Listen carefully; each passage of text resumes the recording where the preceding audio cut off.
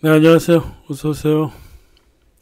2차 세계대전 마감을 러시아를 이야기함으로써 끝내기로 하죠. 뭐 나중에 또 기회가 되면 다시 하겠습니다만 러시아는 강대국이었어요.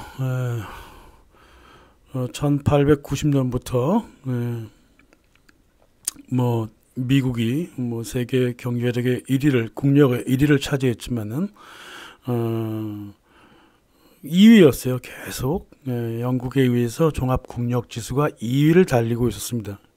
1793년에는 이제 미국을 제치고 1990년까지 국력 지수 1위를 고수를 했어요. 뭐 전쟁 끝나고 나서 이제 뭐 소련 사람들은 이제 개인적인 불만이라든가 정치 성향에 대한 감시가 있었지만은 소련 사람들은 전반적으로 미국인들보다는 훨씬 더 행복했습니다. 또 뭐 표현의 자유도 있었고요. 그래서 얼마 전에 그 라브로프 러시아 외무부 장관이 러시아는 미국보다 표현의 자유가 더 보장되어 있다 그랬는데 그렇죠. 예. 스탈린 시대에도 실은 그랬어요. 이후에도 그랬고 후르시초프 시절에도 그랬고 공산주의 자체에 대한 국채만 건드리지 않으면 표현의 자유가 있었죠. 예전에 한번 말씀드린 것 같은데 미국의 대형 미디어는 한 번도 그 러시아 사람들의 그 이렇게 뭐 자유롭고 뭐 행복한 모습을 화면에 거의 비춰준 적이 없죠. 예, 없어요. 뭐 소련 시절은 지나가 버렸으니까 더욱이 없죠. 지금 보시면 말이에요, 모스크바의 그 아르바트 거리, 모스크바의 그 종로잖아요.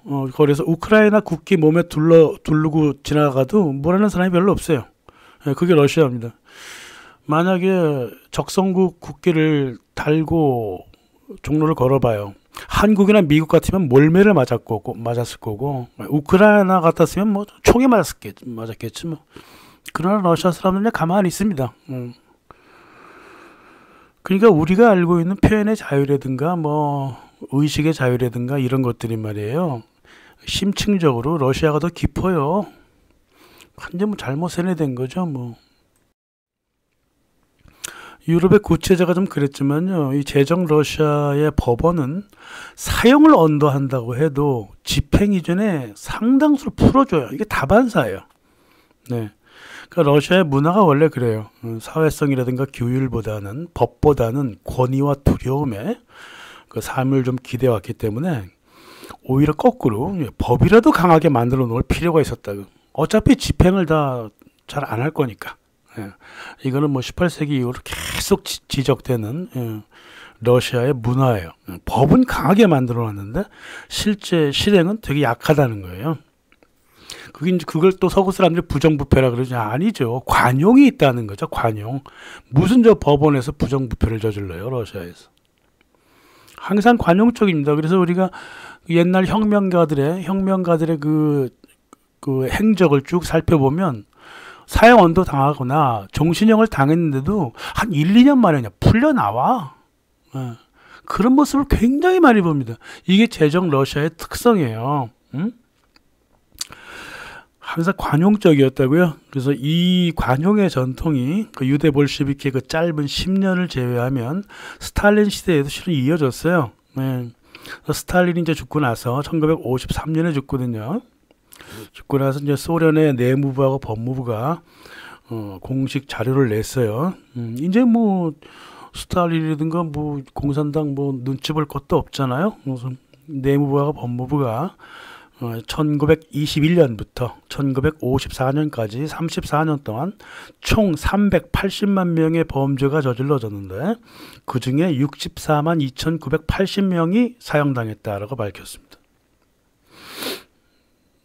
1921년부터 1954년은 말이에요. 혁명기인 동시에 전쟁 시기인 동시에 스탈린이 정계의 리더로 활동한 시기예요. 그래서 사형당한 사람이 65만 명이었다. 같은 시기에 평화로웠던 미국의 경우에는 500만의 범죄가 있었고요. 죄수도 500만 명이 있습니다. 그중 이제 4천 명 정도가 공식적으로 사형 언도를 받죠. 사형 언도에 따지면 뭐 소련이 더 높죠, 물론. 범죄 수는 이제 미국이 더 많고 그렇게 된 거죠. 그래서 이제 뭐 우크라이나 기근 같은 걸 통해 갖고 뭐 800만 명을 뭐 스탈린이 죽였니 뭐니 다 개소리죠 이게. 예, 이 개소리가 이제 서방의 선전선동이 말이에요. 이 1956년에 후르시초프가 자기 권력의 정당화를 위해서 스탈린을 격하 운동을 벌이거든요. 그때 만들어진 그 CIA의 거짓말들이죠. 지금 그 스탈린에 대한 그 서방의 그 어마어마한 비난 선전에도 불구하고 지금 수십 년 됐잖아요. 스탈린 뭐 저기 후르시초프의 그 스탈린 격하 운동 1956년부터 지금까지 몇 년 지났어요. 스탈린에 대해서 좋은 얘기 한마디도 안 하잖아요. 서방 미디어나 뭐 교육계가. 응? 근데 이제 러시아 젊은 아이들 18세부터 34살까지 이제 스탈린을 어떻게 생각하느냐 물어봤더니 그렇게 세뇌가 막강했음에도 불구하고 40% 정도가 뭐라고 응답을 했냐면은 스탈린의 실수가 있었지만은 장점이 더 많다. 이런 의견이 40%로 가장 많고요. 좌우로 이제 서방 언론이 막무가내로 이제 반스탈린 주의를 주장하는 것처럼 그쪽으로 한편 또 쏠려 있고, 또 러시아 내부에 또 긍정적인 주장, 스탈린은 정말 위대한 지도자였다, 뭐 이런 주장이 반반씩 갈려 있는 것을 볼 수가 있고, 아이고 난 아무것도 모르겠네 라고 하는 사람도 있고요. 그렇게 되어 있습니다. 그럼 뭐 스탈린이 무슨 실수를 했고 무슨 장점을 가졌을까? 먼저 푸틴부터 얘기해 볼까요? 이 푸틴이 말해요. 레닌을 바보라 그랬어요. 레닌은 바보다. 이 레닌이라고 하는 사람은 유대 혁명가들에 의해서 둘러싸여가고 있었는데 제 주제도 모른 채 러시아의 공존 문화를 파괴했다. 이 러시아의 관용적인 문화도 파괴해서 적자생존 약육강식 문화를 들여왔다 이거예요. 예? 당시 러시아 유대인이 전 인구의 2%였거든요. 1922년 이제 소비에트가 이제 막 형성이 될 때 유대인들 2만 명이 모여갖고 정부를 장악했는데 정부 요직 554개 중에 447개를 유대인들이 차지를 해요. 유대인이 푸틴이 말한 비율이 딱 맞네. 81%네요. 그래서 스탈린의 대숙청이라고 하는 게 있어요. 스탈린이 뭐 사람들 많이 죽였대잖아요. 그런 대숙청이라고 얘기하는데요. 이게 유대인 청소를 의미합니다, 실은. 예? 유대 볼셰비키들은요, 러시아에 대한 애정이 없었어요. 로마노프 왕가를 처형한다든가 트로츠키의 그 적군들이 보여준 그 잔인함을 보세요. 이게 애국심이 있다면 이게 불가능한 일이잖아요. 이 사람들이 이 정치국가와 공산당을 장악하고 있었기 때문에 러시아, 소련, 소비에트가 제대로 굴러갈 수가 없었다고 봤단 말이야, 스탈린은. 그래서 이놈들을 처치해야 되겠다고 한 게 바로 대숙청이라고 하는 겁니다.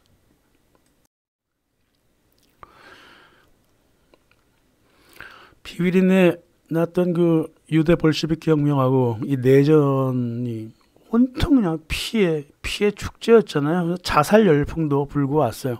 1924년부터 25년까지 레닌 죽자마자 공식적으로 273명의 군인이 자살했고, 자살한 사람 중에 이제 44.6%가 장교급이었거든요. 현대 자살률 1위가 지금 한국이잖아요. 한국이 10만 명당 평균 26명이 자살을 했는데 당시 러시아 붉은 군대 자살률은 10만 명당 72명이었어요. 지금 세계 1위를 자랑하는 한국의 그 자살률보다 한 3배 정도 많죠? 그렇게 어떤 죽음에 대한 게 별로 그랬다고. 오죽하면 뭐 저기 정치보위부장이었던 제르진스키 같은 펠릭스 제르진스키도 자살하고 싶다고 정치국에서 하소연하고 막 그랬습니다. 트로츠키 뭐 쫓겨나니까 또 그 밑에서 일했던 아돌프 조페 같은 사람도 그냥 자살해버리는 거예요. 그건 남도 많이 죽였지만 자살도 많이 했단 말이에요. 러시아인들의 그 서양 사람들이 자꾸 지적하거든요. 이 시대의 불안과 변화를 극복하기 어려워한다. 러시아 사람들은 변화를 되게 싫어한다. 본능적으로 보수적이어서 변화가 벌어지면 그냥 바로 그냥 어떤 생명줄을 놔버리는 뭐 그런 경우를 많이 본다. 이런 면에서는 러시아 여성이 남성보다 훨씬 더 어떤 그 강인하다. 이렇게 얘기를 하고 있죠. 이러한 와중 속에서 스탈린의 그 정치 경제의 모든 일들이 벌어진 거예요. 1919년 정치국이 세워졌을 때요, 초창기 5명 정치국원이 있었죠. 레온 트로츠키, 카메네프, 뭐 지노비에프, 스탈린, 부하린 이렇게 있었습니다. 스탈린 혼자만 러시아인이고 나머지는 모두 유대인이잖아요. 그래서 이제 이 논공 행상 세력들, 그 유대 출신 혁명가들이 1918년 3월부터 이 트로츠키를 중심으로 해서 러시아 부르주아들을 찾아가서 20만에서 40만 골드 루블을 주지 않으면 죽여버린다 그러다. 또 시골에 내려가서 분홍들한테 20만에서 40만 골드 루블 주지 않으면 죽인다 그래. 강도 행각을 벌였다고요. 강도 행각을 벌였다. 전에 러시아 혁명 영상에 설명했듯이요, 미국과 영국하고 교역할 때도 프리미엄을 받았습니다. 그러니까 삥을 뜯었다 이 말이에요. 로마노프 왕가의 어마어마한 귀금속을 영국 경매장에 팔아넘기고 돈을 챙겼다고요. 여러분들이 이 조폭이 완벽한 조폭입니다. 유대 볼셰비키라고 하는 것이.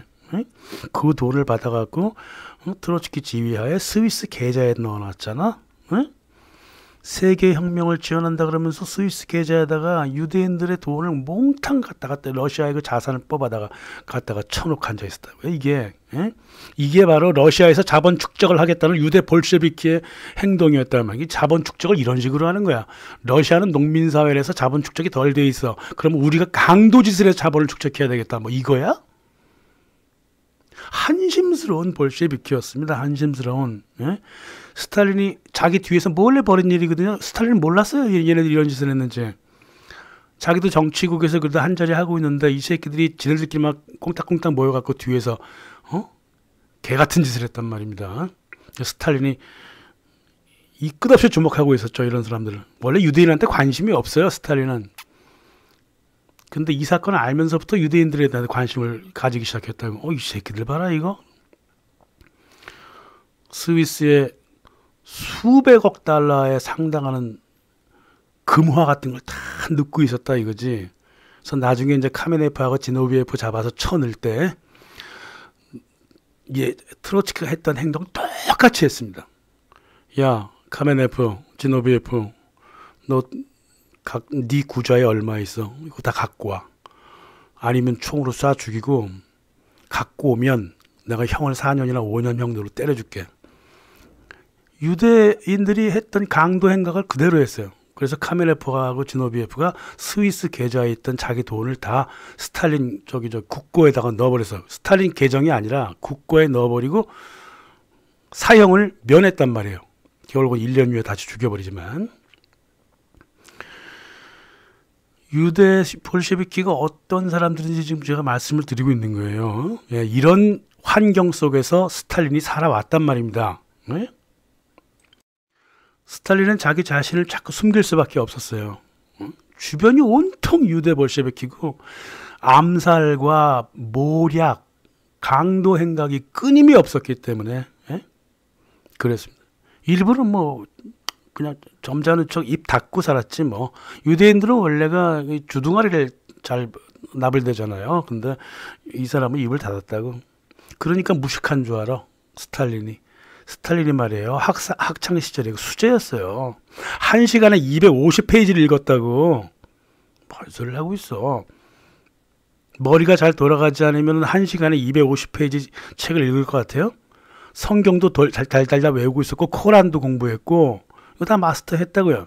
계산이 무척 빨라갖고 러시아 경제를 수적으로 팍팍팍 이해해 나갔다고. 연방지역 53개 그 행정원들 이름까지 다 외우고 있었다고요. 행정지도자들 이름도 외우고 있었고 주요 공상 기술자 이름도 꿰고 있었단 말이에요. 스탈린이 똑똑하지 않았으면 1917년 볼셰비키 기간지 있잖아요. 그 프라우다 편집장을 맡을 수가 없지. 그 프라우다 편집장 출신이잖아요. 스탈린이. 레닌이 말이야 자꾸 자기 위원장에도 쓰고 좀 투박하다고 자꾸 그래서. 얘는 아시아틱 매너를 갖고 있네. 뭐 지는 아시아 출신 아니야? 이러면서 스탈린을 조금 퉁퉁거리긴 했죠. 그래서 이 레닌은 이제 세계화 노선을 걷고 있었고요. 트로츠키는 급진적인 세계화주의자였기 때문에 스탈린은 이 두 사람의 정치 노선을 좋아하지 않았습니다. 나중에 레닌 죽고 나서 이제 레닌과 반대 스타일로 좀 나가려고 했지만 그 전부터 갖고 있던 생각이에요. 예를 들어서 레닌이 말이에요. 소련 이름을 어떻게 짓자 그랬냐면 유럽과 아시아 연맹 공화국 이렇게 짓자 그랬거든. 그러니까 되게 제국적이잖아. 그래서 이게 뭔 소리냐고 스탈린 별로 좋아하지 않았습니다. 뭐 유럽과 아시아를 다 먹겠다는 거야? 무슨 나라 이름에 유럽과 아시아 연맹 공화국이 돼버리는 거야? 차라리 유라시아 그러면 몰라도. 스탈린은 이런 거 제국주의를 싫어했어요. 이거 분명히 이렇게 나라 이름을 이렇게 지으면 소수민족 반발도 올라올 것이고 그거 좋지 않다. 응? 마르크스를 읽은 마르크스주의자라고 하는 인간들이 좀 이상한 정신 상태에 빠져 있는데요. 세계 평화를 이루겠다는 그 공산주의의 또 이념이 있잖아. 근데 공산 제국주의가 세계 평화를 이루겠어? 아니면 일국 사회주의가 평화를 이루겠어? 응? 자기 나라만 잘 챙기면서 살겠다는 사람들이 더 평화로운 사람들이지 세계를 공산화하겠다는 사람들이 어떻게 평화로운 사람들이냐고. 안 그래요? 레닌 같은 놈이 계속 정권을 잡았어 봐. 정말 전 세계에 어떤 전쟁만 벌어졌을 거 아니냔 말이에요. 자기가 뭐 러시아가 국력이 약해진 상태에서 이제 죽었기 때문에 뭐 그건 아니지만 이 정신 상태가 그렇잖아요. 근데 스탈린이 왜 레닌보다 더 폭력적인 사람으로 보여졌을까? 다 서방의 그 세뇌 때문에 그런 거죠. 스탈린은 말이에요. 러시아 사람이에요. 이 사람은. 그래서 러시아를 사랑했습니다. 응? 그래서 공산당 안에 가득 들어가 있는 그 타국 출신들, 유대인들 출신들 이런 걸 별로 안 좋아했습니다. 그래서 트로츠키 같은 그 세계화주의자들을 제거해야 했다고요. 예? 1922년에 이제 공산당 서기장이 돼가지고 임명권을 행사할 수 있잖아. 예? 러시아의 그 정치 체제를요 노멘클라투라 그러거든요. 예, 노미네이션이라는 소리야. 노미네이션 임명하다. 예? 이 저기 소련의 그 정치 체계는요 임명을 통해서 관료 체제를 만들어갑니다. 예, 추천도 아니고 뭐 지금은 추천이에요. 지금은 추천인데 막 반반씩 섞여 있죠. 그래서 임명을 통해서 이제 일을 만들어가는데 이 임명권을 통해서 스탈린은 그 정치국하고 각 소비에트 그리고 공산당 내부 유대 세력과 논공행선 세력들을 다 긁어내야 했습니다. 응? 이게 스탈린의 가장 큰 걱정이었고 고통이었단 말이에요. 정권을 잡은 이윤 다음부터 1927년부터 이제 트로츠키를 당해서 추방시켜버리죠. 1929년 트로츠키는 망명을 했고 네, 세계화주의자 볼셰비키 좌파라 그러는데 이놈들이 모두 권력을 잃어버립니다. 임명권을 다 제외시켜버렸어요. 스탈린이. 자 그래서 러시아, 소련은 이제 월가와의 관계가 다 끊어지는 거지. 1934년 제17차 전당대회에서 그 선출된 중앙위원 후보자 70%를 인민의 적이라고 낙인을 찍고 또 이 대의원도 있어요. 투표권이라든가 자문권 가진 대의원들 1966명 중에 1100명을 반혁명 범죄 혐의로 체포해버렸습니다. 대의원 대다수가 말이에요. 레닌 시절에 소련 공금을 개인적으로 축적했던 레닌의 홍위병들이란 말이에요. 예? 이놈들이 말이야 지방 소비에트에 내려가고 왕처럼 행세했고요. 마구마구 권력을 휘둘렀어요. 굉장히 많은 수가 유대인 출신이고. 응? 그랬다고. 이놈들을 갖다가 집안 공산 귀족이라고 불렀거든요. 레저널 베런스라고 불렀다고요. 이런 놈들 모두 다 처단을 해야 했다고요. 이 스탈린으로 봤을 때는 얼마나 힘들었겠냐고. 그래서 일단 자기 옆에 있는 지노비에프 카메네프부터 체포해서 형을 때립니다. 아까 말씀드렸듯이 돈 받고 일단 살려주는데 결국은 사형시켜버립니다. 이게 모두 소련 정치계로부터 유대 볼셰비키의 전통을 끊어버리고자 했던 스탈린의 노력이었다고요. 이 노력을 대숙청이라는 말로 피해 볼가강을 피로 물들였다면 있다고 식으로 자꾸 설명을 하는데 그건 다 죄다 그 서방 미디어가 하는 짓거리예요. 응? 그렇게 했대요. 스탈린은 얘네들이 스위스에 넘기고 있었던 돈들을 최대한 찾아와서 소련 공업화에 투자 자금으로 썼습니다. 이렇게 되는 게. 스탈린은 뭐 어떡하겠어. 옛날 자기 동료잖아요. 자기 동료인 볼셰비키들을, 유대 볼셰비키들을 월가의 간첩이라고 보기에 말할 수도 없고, 또 유대인이니까 죽인다 이렇게 말할 수도 없잖아요.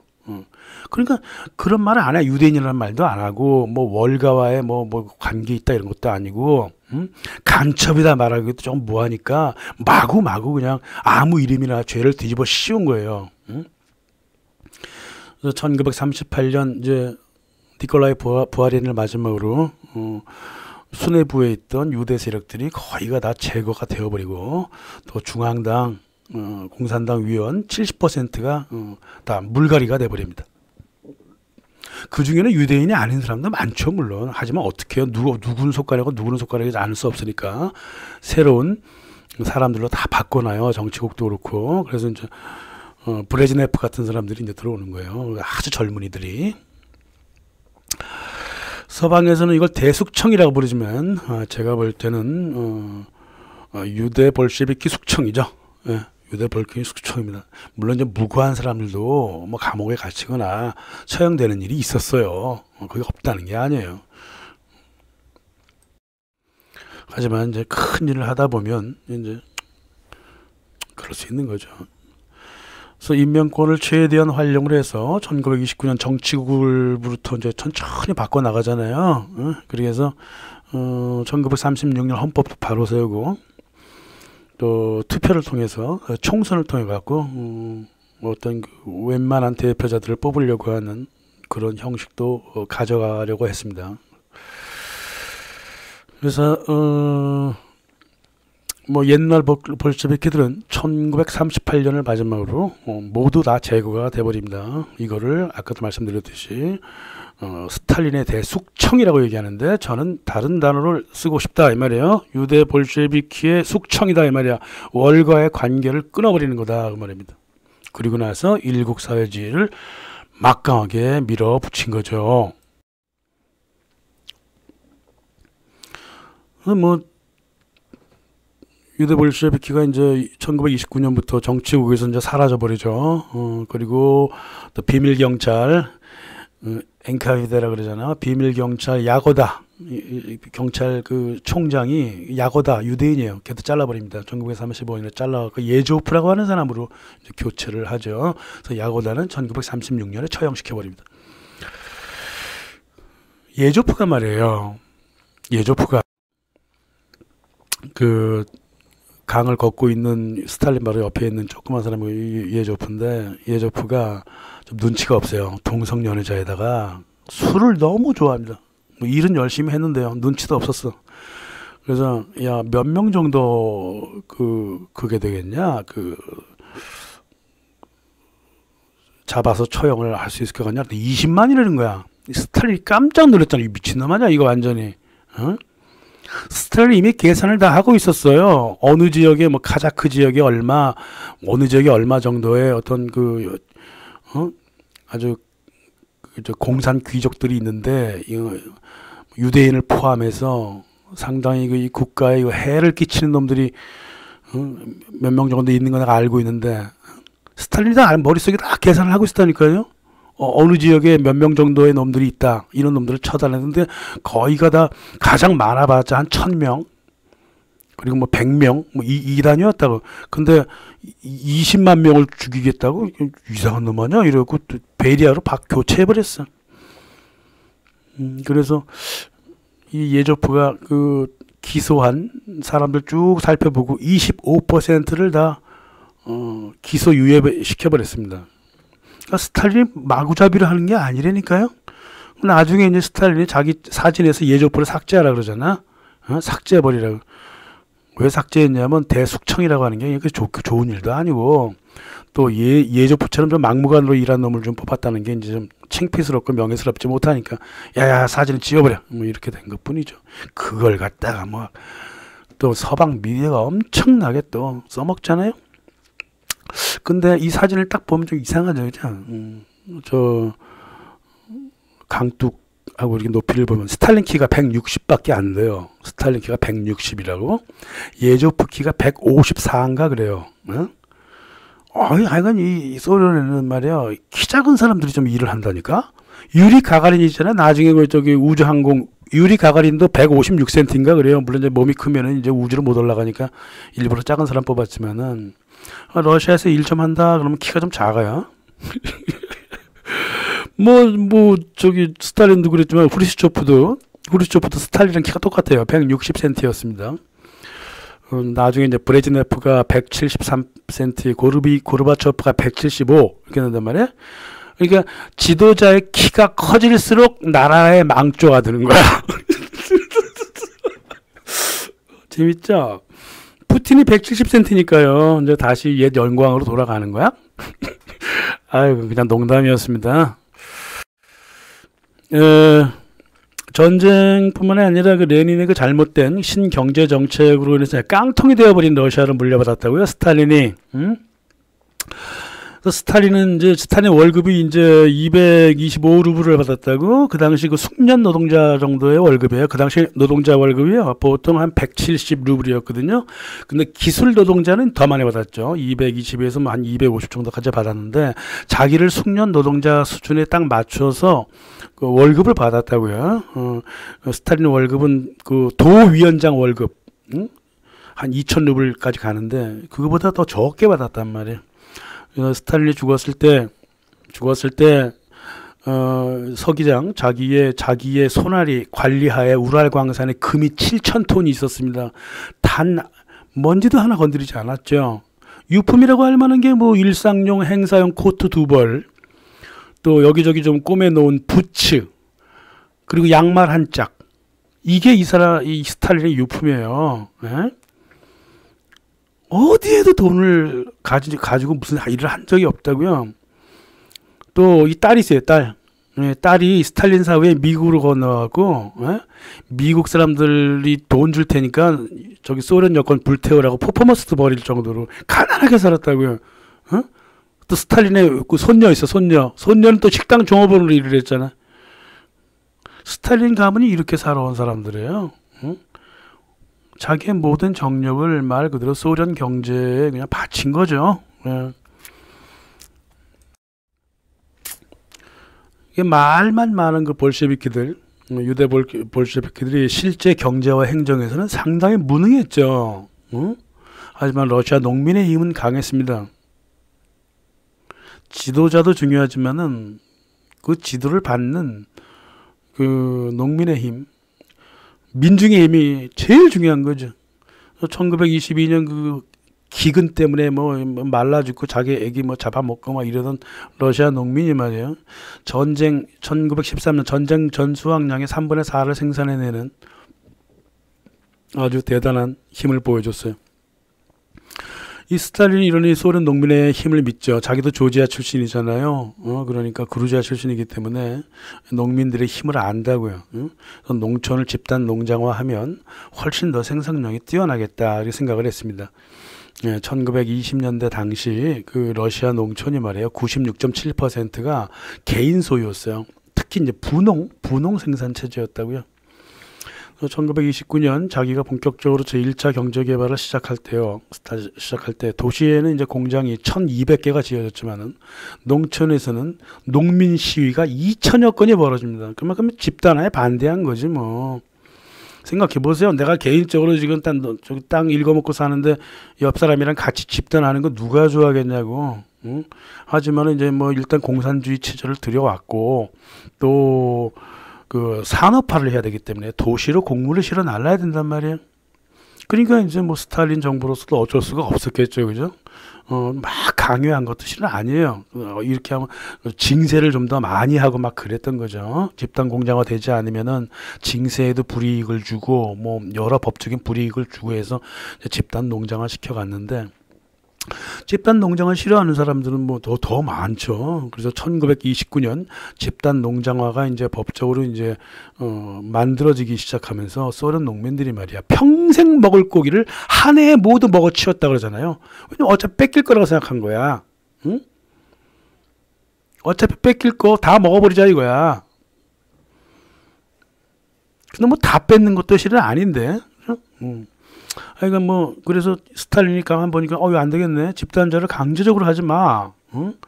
이 법령은 강제 법령이 아닙니다. 유도를 하세요. 유도를. 이러면서 부드럽게 얘기를 했다가 법을 때려버리죠. 집단 농장화를 강제하지 말라는 법을 때립니다. 그랬더니 한 60% 가까이 만들어 놓았던 50%까지 좀 만들어졌던 집단 농장이 21%로 떨어져 버린다. 이 법령이 만들어진 몇 달 동안 저기 집단 농장 자유롭게 탈퇴할 수 있다고 하니까 4천만에서 5천만의 농민들이 집단 농장을 탈퇴해 버립니다. 아니면 도시로 나가 버리든가. 도시로 나간 농민의 토지를 또 주변 농민들이 다시 수용을 해요. 그래갖고 이제 개인 농장으로 만들죠. 다시 또 정부는 또 그 개인 농장한테 다시 징세를 좀 세게 때려. 그래갖고 1932년까지 농민의 61%가 이제 국유 집단 농장화 됐던 거예요. 이게 참 탈도 많고 말도 많았죠. 그러니까 누가 공산주의 먼저 하래? 누가 하래? 그러니까 사유화된 집단 농장에 대해서는 실제 생산한 부분이 아니라 생산 가능한 그 곡물의 그 생물학적 예상 수확량을 미리 정해줬어요. 우리 아파트가 아니라 빌라 같은데 같이 연립주택 살면 공동으로 물세 낼 때 각 집마다 10,000원씩 내라 이런 거 있잖아요. 그런 것처럼 똑같이 이렇게 실제랑 상관없이 그렇게 했다고. 그러다 보니까 평균 40%를 더 많이 빼앗겼단 말이에요. 저기 곡물을. 그러니까 탁상에서 계산한 거를 이 징세 그 규율을 실제로 적용을 했어. 그러니까 이렇게 빼앗기는 농민으로서는 자기가 기르고 있는 가축 스스로 잡아 먹어버리고 또 그 곡물도 그냥 마구마구 먹어버리고 농사의 흥미를 잃어버렸지 갖고 있는 가축 먹어버리고 곡물 먹어버리면 제살 지가 뜯어먹는 거잖아요. 이게 얼마나 이 잠시 호강이 갔다가 결국은 기아에 닥치게 되는 거예요. 1934년까지 가축 생산이 급감합니다. 말이 55% 줄어버리고요. 소가 40% 감소하고 양은 66%, 돼지는 55%가 감소합니다. 곡물 생산량도 말이에요. 16%가 하락을 해요. 농민 공동체에 기반한 집단 농장이 이제 국유화되어 가면서 종자가 중앙 배급화되었고 인구 이동도 제한될 수밖에 없잖아요. 그죠? 집단 농장화되면 인구 이동이 제한된다고. 저기 공산주의 사회에서는 이주의 자유가 없네. 그런 말 하기 전에 집단 농장화를 할 수밖에 없었던 그 공산 체제를 먼저 비판해야 된단 말이에요. 인구 이동할 수 없다는 그거는 경제 문제 때문에 그렇게 벌어지는 거라 이 말이에요. 이 과정에서 이제 병충해까지 있어봐 난리 나는 거예요.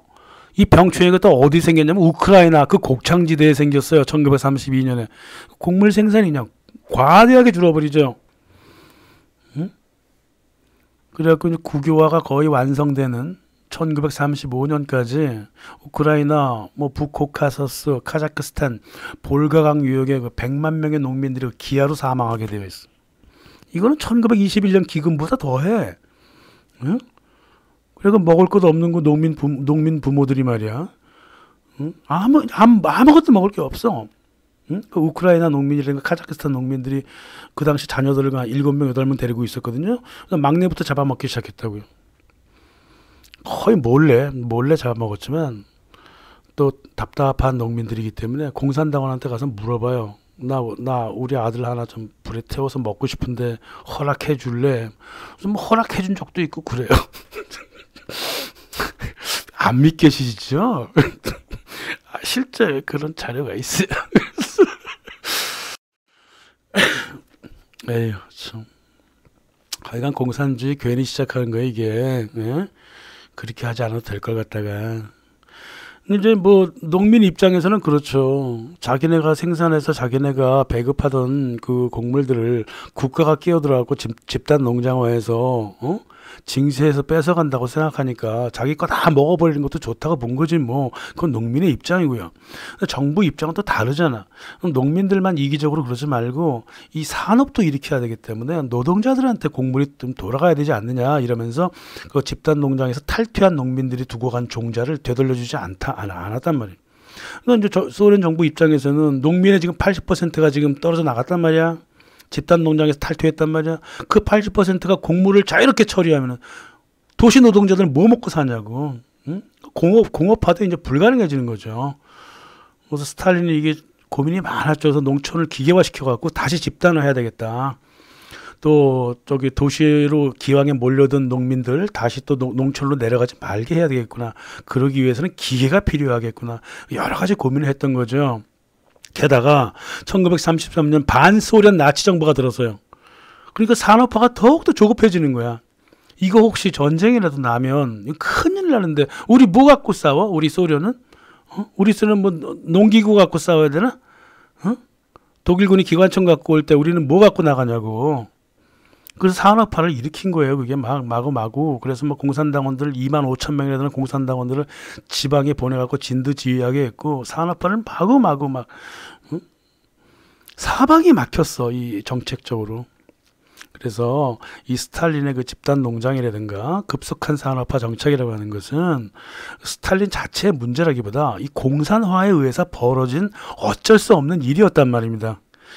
앞서 말씀드렸듯이 제정 러시아 그 산업을 계속 그 발전 과정에 있었던 그 산업을 계속 유지했으면, 다시 말해서 유대 볼셰비키가 혁명을 일으키지 않았으면 제정 러시아는 부드럽고 아주 강하게 발전했을 거란 말이에요.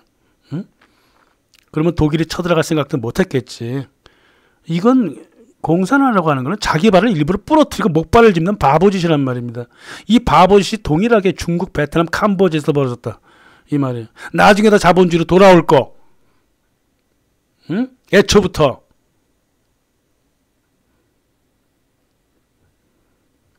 아무튼 간에 산업화 이후에 이상세계인 공산사회가 온다더니만은 스탈린 시절 내내 고민했던 게 굶어 죽을까 봐야. 기근이었다고. 기근.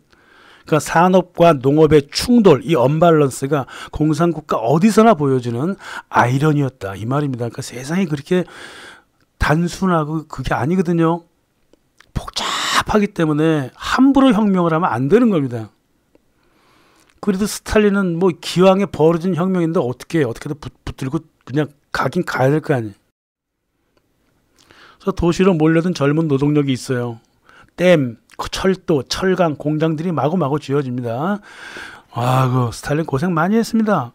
이 돈들을 다 어디서 갖고 왔어? 석유, 목재, 섬유, 금 이걸 수출로 얻어갖고 외화를 만들었고요. 또 20년대에 만들어진 그 신경제 넵 사업자들이, 개인 사업자들이 있다고, 얘네들한테 법인세를 강하게 때려갖고 거기서 또 세금을 갖고 왔고, 경공업, 농업 부분에서도 이제 이익이 돌아가니까 잉여 가치, 부가가치를 또 뜯어왔죠. 또 산업에 투자했죠. 특히나 스위스에서 잠자고 있던 그 레닌의 홍위병들, 이 트로츠키하고 이 카메네프 이놈의 새끼들, 이 자금도 최대한 긁을 만큼 압수를 했습니다. 그래서 인플레도 좀 일으켜가지고 결국 소비도 활성화해서 소비된 돈이 또 국고로 또 들어가고 이렇게 됐던 거죠. 방법은 여러 가지 있었을 거예요. 그렇게 막 호들갑 떨지 말고, 소련 같은 경우는 자원이 많잖아. 그러니까 처음부터 자원을 수출해서 산업을 천천히 돌리면서 농업 부분을 산업화랑 맞춰가면서 서서히 개혁할 수도 있었단 말이에요. 응? 결국은 30년대 중반부터 산업의 발전 천천히 하면서 곡물도 수출하고 고무, 화학 제품도 수출했잖아요. 응? 그러나 이 스탈린이 조금 더 급하게 농민들을 좀 괴롭히면서 그 많은 비용을 들여갖고 중공업에 매진한 이유가 따로 있었다고. 특히 1933년 이후에 전쟁 때문에 그래요. 전쟁 때문에 그랬습니다. 그래서 결과적으로 산업화는 달성이 되었어요. 달성이 되었고, 제1차 경제개발 시기인 1929년부터 1934년까지 3.5에서 5% 정도 성장을 했고, 중공업이 가장 많이 발전해갖고 1913년 대비 200%에서 300%가 성장을 하게 돼요. 그래서 1937년이 되면 미국 다음으로 중공업 생산력을 자랑하게 됩니다. 농촌은 뭐 좀 더 괴로웠죠. 계속 괴로웠어요. 항상 도시 산업에 복종을 했기 때문에. 그래서 도시의 실업률은 1931년이 되면 0%예요. 겉으로 보면 경제에 성공한 것처럼 보이죠. 그래서 스탈린의 어떤 업적이라고 할까? 보면 일단은 자기가 원치 않았든 간에 급속한 산업화를 통해 갖고 제2차 세계대전에서 러시아를 방어해냈다는 거. 에? 이 스탈린의 급속한 산업화 없이 니콜라이 브라이린처럼 농촌 중심으로 먼저 한번 해보자 이랬다가는 분명히 독일한테나 먹혔겠죠. 러시아가 쫄딱 망했겠지, 소련이. 그러나 스탈린은 산업화를 급속스럽게 일으킴으로써 그걸 또 이제 군수 산업과 이렇게 연관을 해가지고 독일로부터 러시아를 방어해낼 수 있었습니다.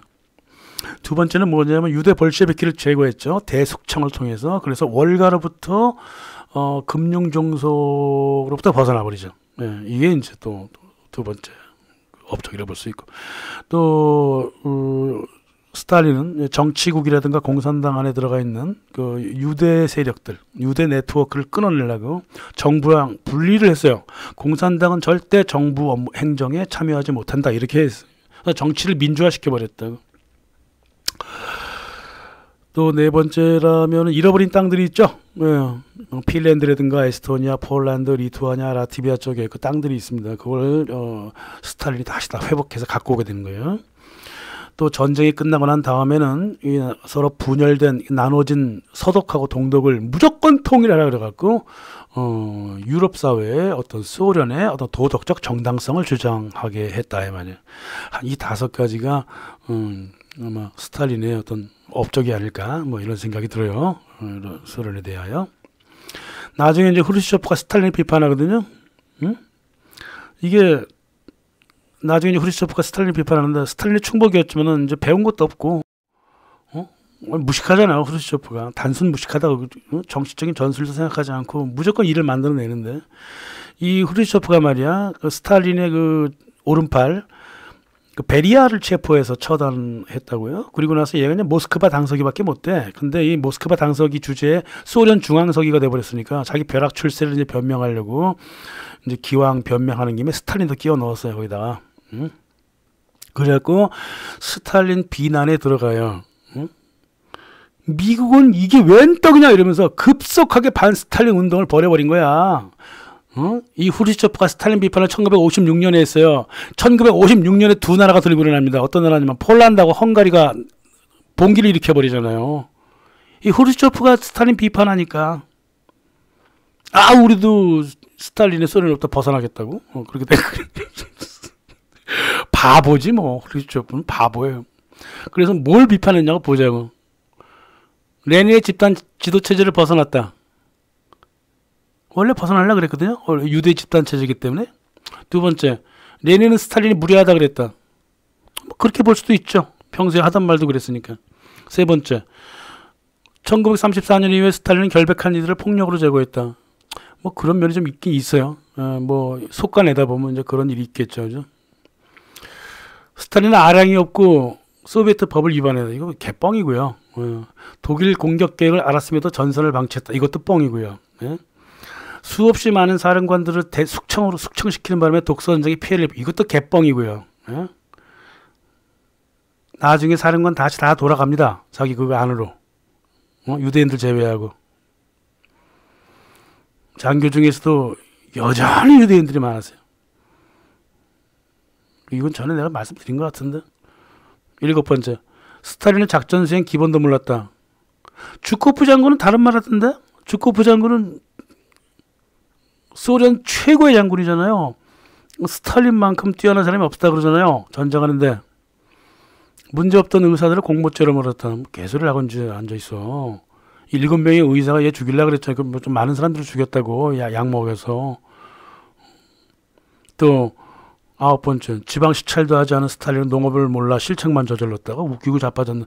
저기 지방 소비에트 농민 집단 노동자 저기 관리자들 이름 다 알고 있었다니까. 농업 실적도 모두 그거 했고 단지 농민들한테 좀 많이 뺏은 게 많이 뺏어 갖고 이제 도시로 갖고 온 게 저가로 해가지고 갖고 온 게 뭐 잘못이라면 잘못이겠지만 이거는 솔직히 얘기해서 후르시초프의 스탈린 비판은요 이게 엉터리 비판이에요.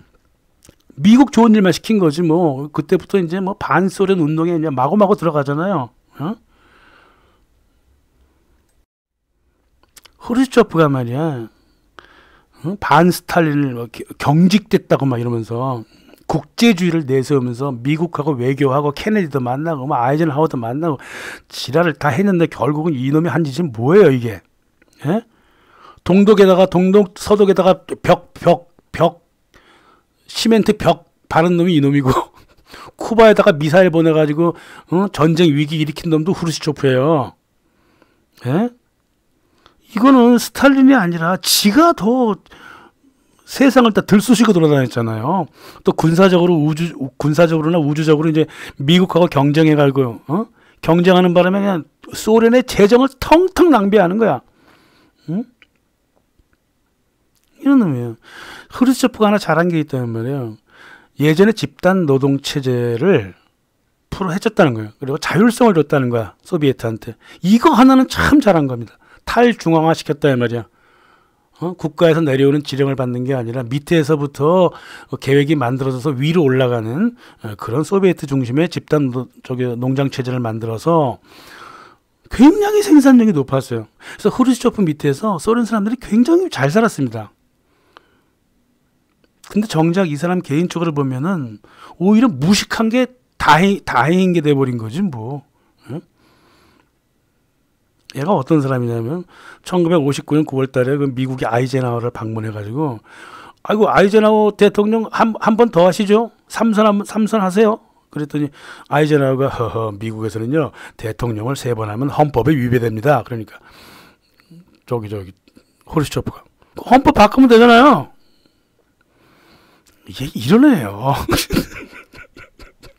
그리고 기자회견이 뭔지도 몰라. 기자회견을 열었는데 기자들이 질문을 하잖아요. 지도자는 질문을 받지 않는다. 뭐 스탈린이 독재하고 그러더니 지가 더 독재 스타일이에요.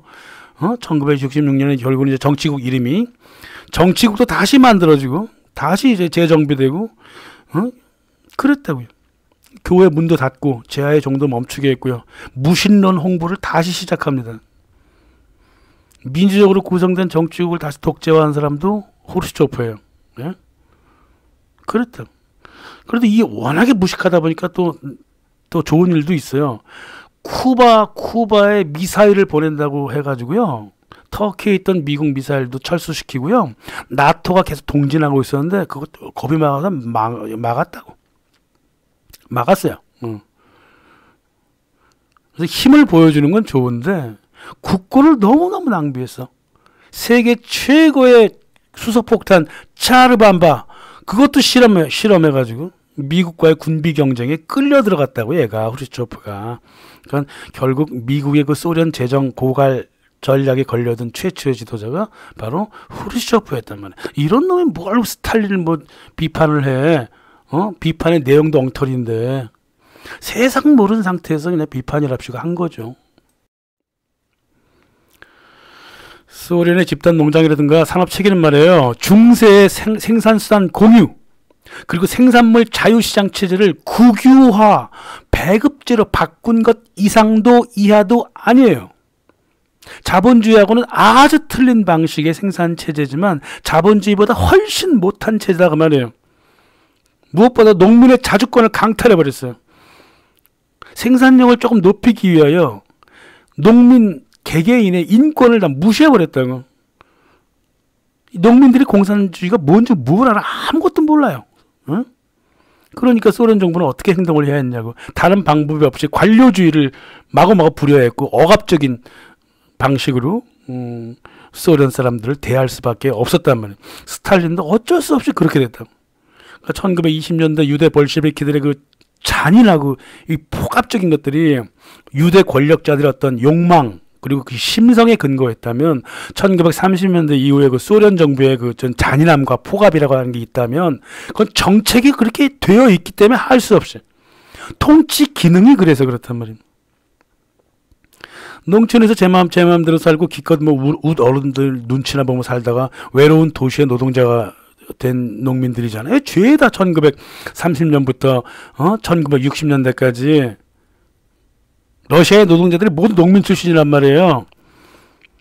게다가 기왕에 공산주의를 시작했으니까 말이야. 급속한 산업화도 이루어야 돼. 전쟁 때문에. 스탈린이 그럼 어떻게 했으면 좋았을까? 예? 교유를 때린 거지. 교유를 내린 거죠. 농촌에서는 누구를 때려도 어른들의 그 질책이나 받으면 되는 거고, 또 오늘 술 마셨으면 내일 직장 나갈 필요가 없잖아. 얘네들을 도시를 끌고 와서 일을 시키려고 하니까 개판이란 말이야. 그러니까 방법이 없어. 휴직하거나 이직해서 생산에 차질을 주거나 데모해갖고 생산을 멈추게 할 수도 없었고, 이러다 보니까는 이틀 동안 뭐 일 안 나오는 애들도 많았고 술 먹고 안 나오는 애들도 많고 그래. 걔네들 죄다 범죄자를 만들어놨어. 예. 그래서 1941년이 되면 160만 명, 160만 명의 농민과 노동자가 집단 농장화 과정 중에 범죄자로 변해가지고 굴락으로 들어가요. 참 시대의 아픔인 거예요, 이게. 응? 스탈린도 이제 깨닫죠. 야, 이게 경제라고 하는 게 풍선과 같아갖고 한쪽을 누르면 한쪽이 뭐 커지고 한쪽을 누르면 또 다른 쪽도 커지는구나. 이게 삶의 원칙을 깨달았다고, 스탈린이. 그래서 1952년 제19차 전당대회에 나가가지고 자기의 그 실수를 상당히 많이 그 반성을 하면서 앞으로 완전히 소비에트한테 권력을 주는 게 좋지 않겠느냐라고 이제 연설을 비밀리 했어요. 근데 그 비밀 연설 녹음된 거 누가 갖고 있는지 아무도 모르죠. 그렇게 했다는 것만 알리고. 그리고 나서 다음에 봄에 바로 암살당하잖아요. 누군가 올리가리가 움직인 거죠. 그죠? 그래서 아무튼 농민의 자주성, 또 농촌의 생산력이 제정 러시아 시대보다 훨씬 못했다고요. 그래서 변혁을 위해서 들고 일어났던 그 선대 조상에 비하면 소련 사람들은 옛날 농노보다 더 못한 노예가 돼버렸단 말이야. 아직까지도 러시아 사람들이 노예 기질이 좀 있어요. 1932년부터는 농부들한테 말이야 거주 증명 같은 거 만들어냅니다. 그 거주 증명이라는 게 여권 제도거든. 여권, 내부 여권이 해외로 나가지 못하고 국가 내에서 돌아다닐 수 있는 여권을 만들었다고. 그래서 열차를 타면 항상 여권 보자 그래. 같은 나라 사람인데도. 이걸 갖다가 레닌이 뭐라 그랬냐면 제정 러시아 시절에 최악의 제도라 그랬거든. 그 최악의 제도를 1932년에 들여오게 된 거예요. 그러니까 완전히 옛날로 돌아가는 거지. 제가 말씀드렸잖아요. 공산주의라고 하는 거는 경제적인 구조나 체제나 모든 면으로 봤을 때 옛날 중세 생산수단 그 공유, 또 생산물 팔아먹는 자유시장 체제를 국유제로 그냥 바꾼 것뿐이야. 그러다 보니까 국민들을 그렇게 못 살게 굴 수밖에 없는 거예요. 어디 가지 마라. 밥은 다 먹게 해주죠. 또 표현의 자유도 좀 어느 정도는 허락해 주지만 그렇게 행동을 제한한다고 얘네들이.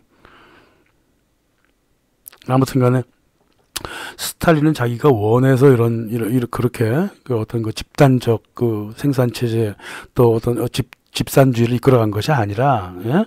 기능이 어쩔 수 없이 그렇게 됐던 거예요. 어쩔 수 없이. 그래서 스탈린을 욕하기 전에 공산주의를 먼저 욕하는 것이 옳다고 보는 거죠. 예? 예, 오늘은 스탈린에 관한 말씀을 드렸습니다. 예, 감사합니다.